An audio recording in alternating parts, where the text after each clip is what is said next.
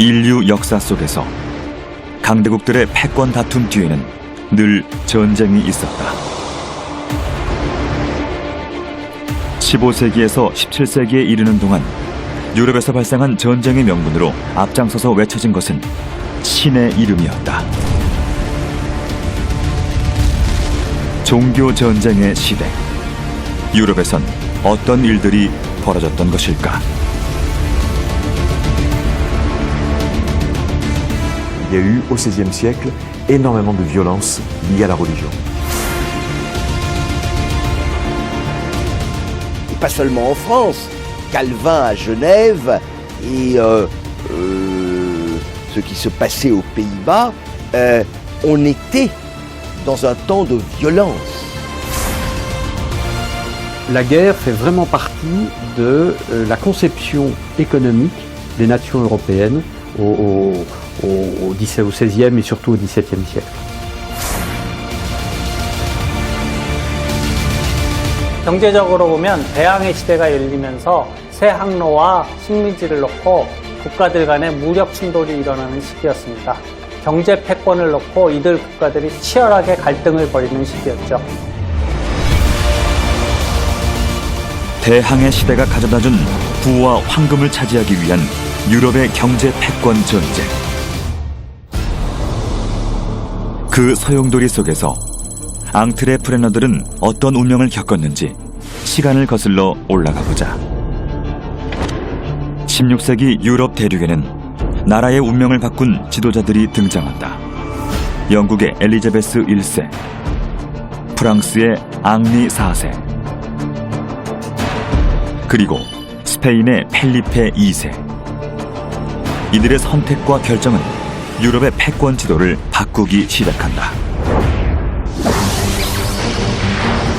그리고 한 세기 후 다른 지도자들이 등장해 유럽의 인재들을 차지하기 위한 중요한 전투를 수행한다. 영국의 윌리엄 3세, 프랑스의 루이 14세, 스페인의 펠리페 3세, 독일의 프리드리히 빌헬름 선제후. 이들 지도자들의 선택이 어떻게 그들의 나라를 몰락과 부흥이라는 다른 운명으로 이끌었던 것일까?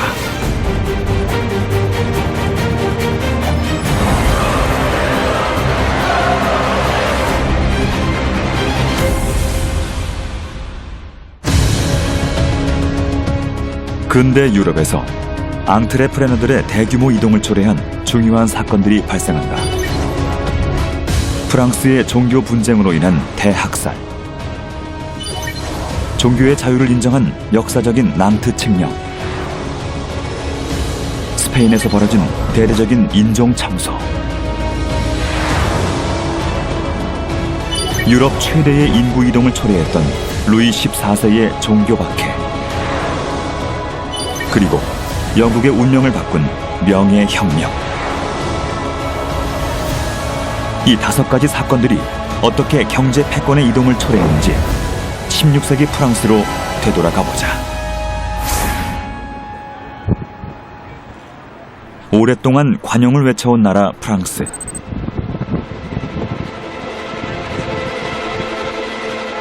(4세기) 전 이곳 노트르담 성당에선 관용과는 거리가 먼 끔찍한 사건이 신의 이름으로 벌어진다. 가톨릭 세력과 신교도 사이의 갈등이 가장 첨예하던 시기였다.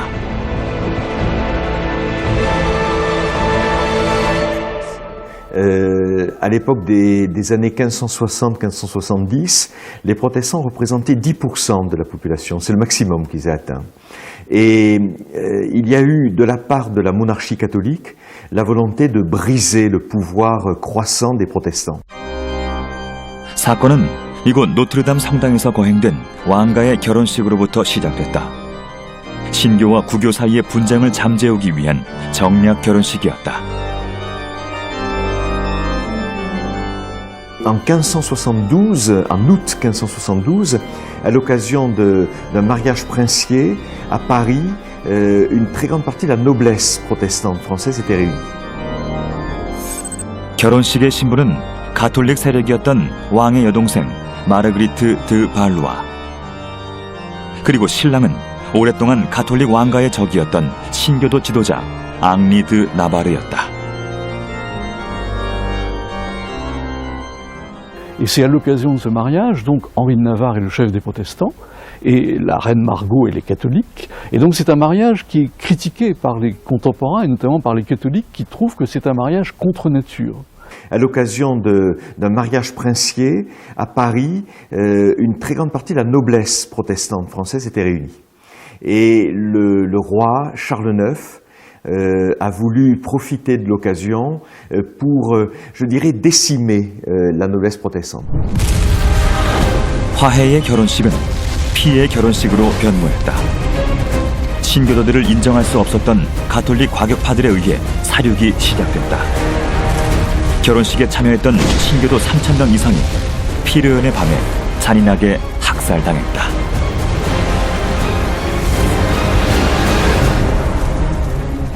Voilà, en tout cas, un ordre a été donné de tuer 40, 50, 60 chefs protestants. Mais on fait très vite, ce massacre est devenu incontrôlable. 파리는 피로 물들었고 수많은 시체들이 센강 바닥으로 던져졌다. 학살은 프랑스 전역으로 번져나간다. Je dirais que les historiens les plus prudents parlent de 10 000 morts au moment de cette Saint-Barthélemy qui a commencé donc en août à Paris et qui s'est terminée au début de l'automne dans les villes françaises. 피의 결혼식의 주인공이었던 앙리 드 나바르. 15살 때부터 신교도 군대를 지휘했던 청명한 지도자였다. 그는 자신의 정략 결혼이 프랑스의 안정을 가져다 주길 바랐다. 그러나 그의 바람은 수포로 돌아갔고 동지들은 모두 죽음을 맞았다. 영국과 스페인의 통치자들은 프랑스에서 벌어진 학살에 대해 상반된 반응을 보였다. La guerra sagrada de Francia significa el triunfo de la Iglesia. De ningún modo voy a ser el emperador en esta tierra de heterodoxos. 가톨릭의 수호자를 자처했던 스페인의 군주 펠리페 2세는 학살의 주모자인 프랑스 왕가의 편을 들었다. He had a horror of heresy and was delighted to see heretics eliminated. And so, anything that suppressed or eliminated Protestants in France was a source of satisfaction to Philip, because it means his own country is safer. 그러나 신교도였던 영국의 엘리자베스 여왕은 스페인과는 반대의 입장을 보였다. The deed had been too bloody. It was impossible that I should bring my mind sooner to speak of a matter so grievous to me and my realm. Et surtout de l'Angleterre. Et l'Angleterre a financé, a envoyé même quelques troupes. Donc on peut dire que la France a été le siège d'une guerre internationale opposant catholiques et protestants, et au-delà même de la société française. 프랑스 서쪽에 자리한 항구 도시 라로셸. 당시 상업의 중심지였던 라로셸에는 신교도들이 많이 모여 살고 있었다. 학살이 시작되자 프랑스 전역에서 많은 신교도들이 라로셸로 모여들었고 목숨을 건 탈출이 시작됐다. Donc le jour, on approchait de la ville de La Rochelle, on se cachait dans les marais qui étaient ici autour de la ville pour pouvoir la nuit se rapprocher de la mer et monter dans les navires, monter dans les canaux permettant de s'enfuir. 프랑스를 떠나는 대탈출의 행렬이 라로셸 해안에 길게 이어졌다. 16세기 유럽의 대규모 인구 이동을 초래한 프랑스의 종교 분쟁.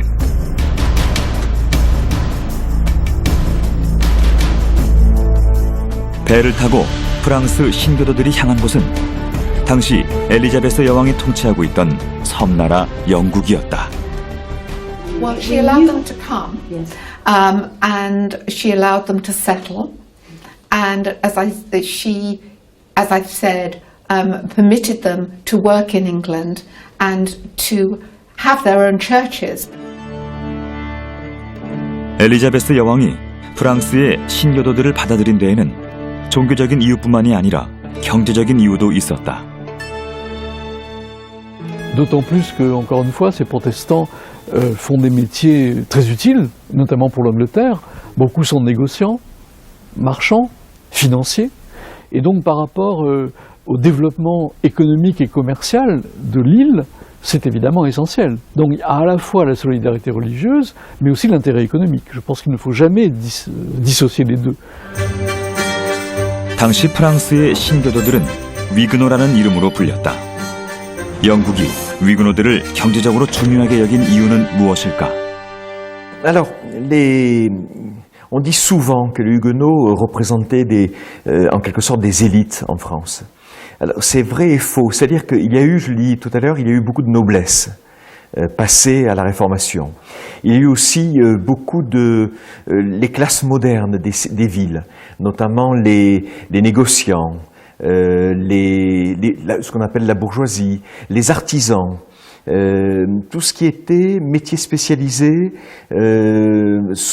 activités modernes, tous les gens qui étaient dans l'usage de l'argent, du commerce, des idées, sont passés très volontiers aux idées nouvelles.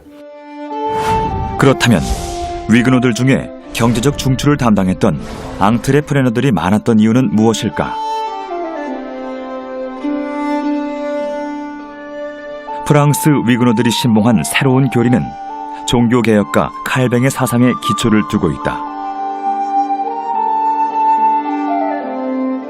새로운 교리에선 노동을 하나님의 소명이라 여겼고 건전한 이윤의 추구를 인정했다. 신교 교리는 성서에 의존해서 신의 뜻을 받아들이기를 바랍니다. 따라서 신교 집단에서는 글을 읽으려는 유인이 많았고요. 이것은 인적 자본이 확충되는 걸 의미했습니다. 인적 자본의 확충은 기술과 지식을 받아들이기 좋은 사회가 됐다는 얘기죠. 근대 상업사회로 이동하던 전환기, 경제활동에 보다 적극적이었던 위그노들은 새로운 상업기술과 지식을 많이 보유하고 있었다. 엘리자베스 여왕은 위그노들이 가진 지식과 기술을 흡수해 영국을 유럽 최강국으로 부상시키려는 야망을 가지고 있었다.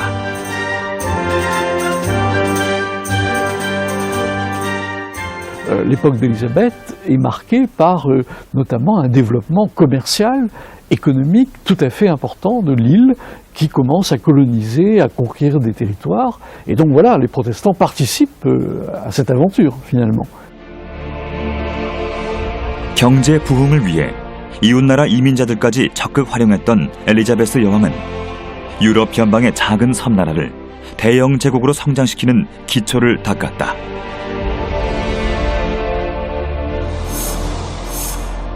영국은 강대국이었던 스페인을 위협하며 유럽의 강자로 떠올랐다. 프랑스 종교 분쟁으로 유럽의 패권 지도가 바뀌는 걸 본 앙리 드 나바르는 프랑스를 위한 새로운 결단을 내리게 된다.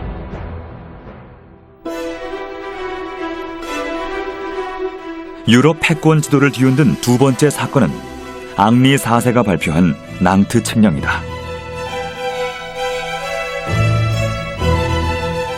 왕가의 대가 끊기자 프랑스 왕위를 계승하게 된 앙리 4세.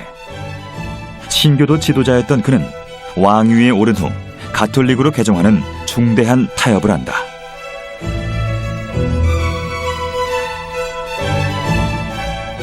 Et il a compris que justement pour restaurer l'État, pour assurer la souveraineté royale, il fallait absolument changer de religion. 앙리 4세에겐 종교적 명분보다는 부유한 국가 건설이 더 중요했다. Si Dieu me prête vie, je ferai qu'il n'y aura point de laboureur en mon royaume qui n'ait les moyens d'avoir le dimanche une poule en son pot. Il y a cette phrase très célèbre, dans une France où on mangeait mal, dans une France où on souffrait de la faim, parce que la France est déjà un peu surpeuplée, permettre aux Français de mettre la poule au pot, de manger une poule tous les dimanches, la poule au pot d'Henri IV. Donc, était quelqu'un...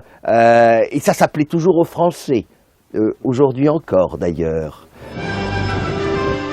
가톨릭으로 개종함으로써 보수 세력에게 화해의 손길을 내밀었던 앙리 4세. 대신 그는 왕의 권위를 발휘해 신교도를 위한 중대한 법령을 선포한다.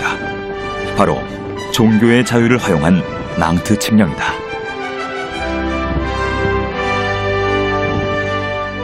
Nous permettons à ceux de la dite religion prétendue réformée de vivre et demeurer par toutes les villes de notre royaume sans être molestés pour le fait de la religion.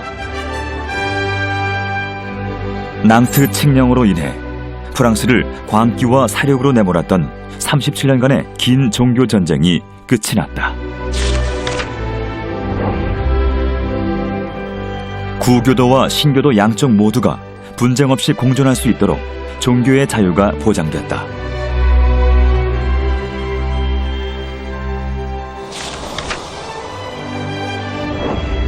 신교도들에게 다시 경제 활동의 자유도 주어졌다. 우수한 능력을 가진 위그노들이 프랑스를 떠나지 않도록 하기 위해서였다.